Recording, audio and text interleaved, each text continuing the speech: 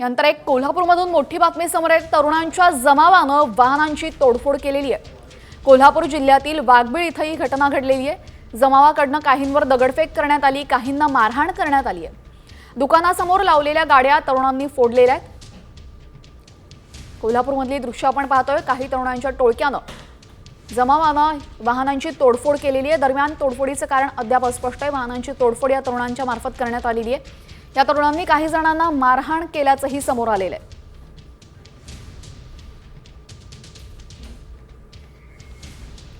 कोल्हापूरमधली दृश्य आपण पाहतोय। जवळपास 10 ते 12 तरुण इथं आहेत आणि या तरुणांनी काहींना मारहाण करत इथल्या गाड्यांची तोडफोड केलेली आहे। या संदर्भात अधिक माहिती देतील आमचे प्रतिनिधी रणजित माजगावकर। रणजित, यामागचं कारण काय आहे? वाघबीड या परिसरामध्ये एक महाविद्यालय आहे। या महाविद्यालयातल्या तरुणांच्या 2 गटांमध्ये ही हाणामारी झाल्याचं सध्या आपल्याला पाहायला मिळत आहे। वाघबीड हा पन्हाळ्याला लागून असणारा जो कॉर्नर आहे, घाट आहे, या घाटावर काही पान टपऱ्या आणि चहाच्या गाड्या आहेत। या ठिकाणी काही तरुण थांबले असताना त्यांच्यात वाद झाला आणि हा वाद विकोपाला गेल्यानंतर दोन्ही गटांनी एकमेकाला मारहाण करण्यास सुरुवात केली।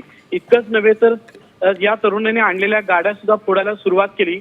तसंच हा सगळा जो राडा होता हा रस्त्यावर आला, महामार्गावर आला आणि नागरिकांनी त्यांना सोडवण्याचा प्रयत्न केला होता।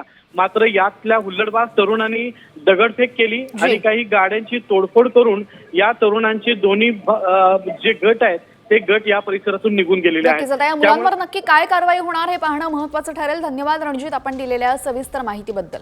तर कोल्हापूरमधली दृश्य आपण पाहिली। कोल्हापूरमध्ये तरुणांच्या टोळक्यानं काही वाहनांची तोडफोड केलेली आहे। दोन टोळ्यांमध्ये किंवा 2 गटांमध्ये झालेल्या वादानंतर ही संपूर्ण परिस्थिती उद्भवलेली आहे आणि त्यानंतर आता प्रशासन यावर काय कारवाई करणार हे पाहणं महत्त्वाचं ठरेल।